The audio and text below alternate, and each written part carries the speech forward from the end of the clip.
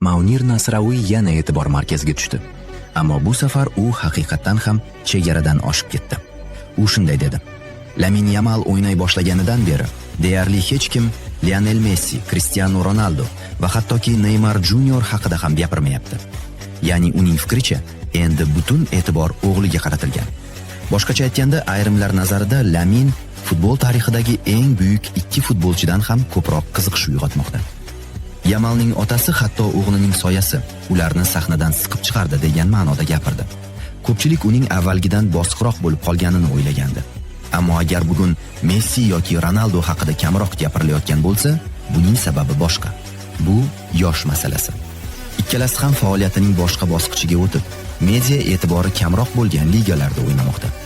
Yosh esa hech kimni ayamaydi, hatto eng buyuklarni ham. Bugun Lamine Yamal jurnallar muqovasida chiqayotgani tabiiy. Bu hayot